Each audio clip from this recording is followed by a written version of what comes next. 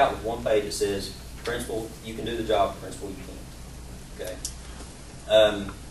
The first time, as I went through, it was determined that I did have capacity and capability. If I read the audit, I questioned it myself. Because you went through and you saw a lot of things like, man, there's a lot of things I need to learn. And as we went through and tried to learn from each other, and we still got a long way to go, that capacity built.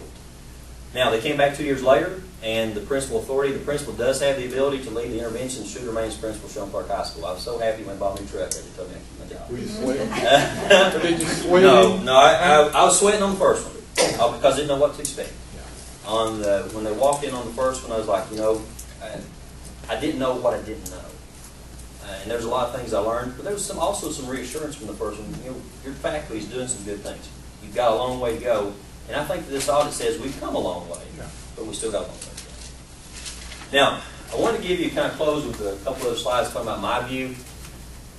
The assessment team made some points very clear. Shelton Park High School staff, students, and stakeholders have come a long way, and it actually says substantial improvements. This is a collaborative effort to continuously improve the learning conditions of SCHS.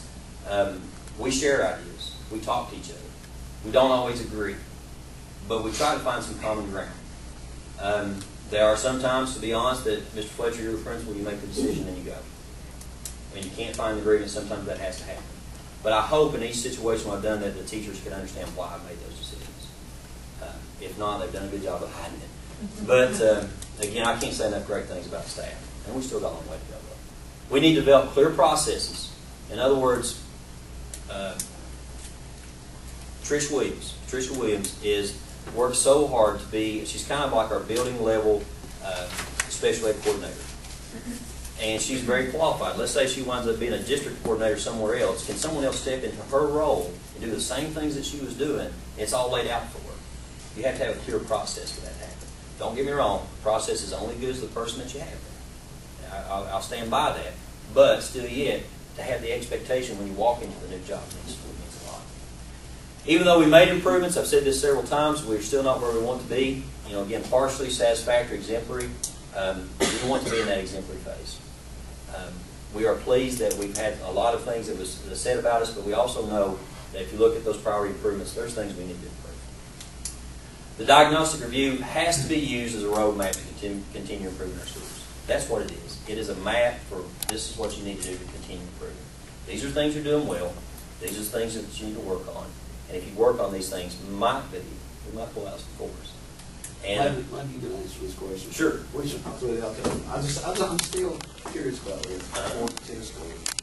Why are we right there at the state level at novice, proficient, but why are we so low on distinguished? I know for statistically, we got kids capable of scoring distinguished, just like the neighboring county. So why? Why?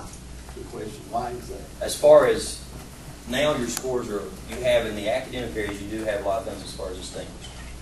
We're doing a better job of remediating those novice and apprentice students. But what are we doing to push those top kids forward? We got what gifted and talented program. What are we doing for our kids that we can identify as? I tell you, as far as if you wanted to put a gifted and talent program in, it needs to be your academic team. We need to rebuild that academic team. We got to do something with this distinguished. Absolutely. Absolutely. If you look at where they are as far as distinguished, we have so many kids that are because they'll be years and you're part of that. Yes, sir. I mean, class of '92. It's right top. Yeah. But now, like I said, I looked at the test scores. We're right there proficient. We're right there everybody else novice, but when it comes to distinguished. And if you look at the particular as far as end of course testing, those are improving, but they're still not where they need to be. Now, there's other scores that the state has given us. The past 3 years, our index in career and college readiness was 19. The first day I walked in Shelton Park, we had 7, not 7%, 7 students. I counted 7. 19%, if you want to say percent, it's counting a bonus point. The next year is 27. The next year is 58.2.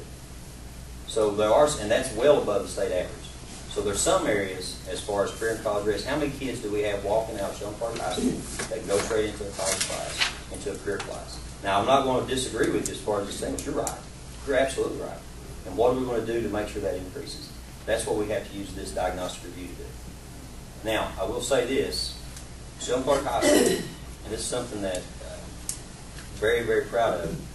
Shelton Clark High School had more freshman students at Morehead State University than any other school.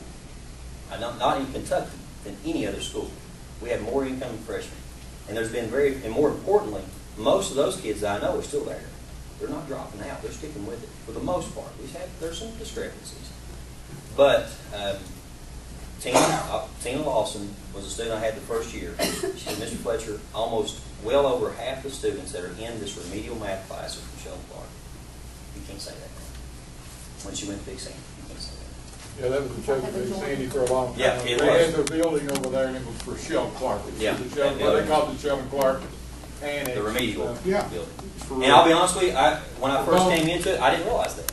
Yeah. I didn't realize that. It took looking at data. It took going through a leadership assessment the first time. It took working more with teachers to realize there needs to be improvement. Can I put my 2 cents? Sure, absolutely. I said, I know we talked about all this and numbers and percentages and what we can do and all this, but I said, you know, working with youth myself, church, okay,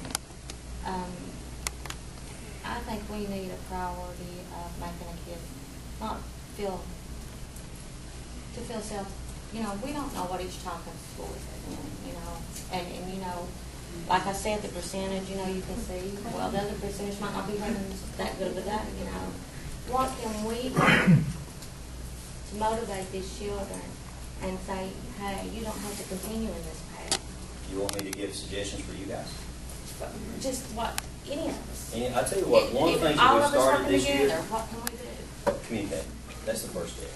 They talk to each other. You know, Miss Arles, this is what's going well. This is what's not going well, and then you have a better contact with the community than I do. In some cases, in some avenues, you're going to see people that I'm not.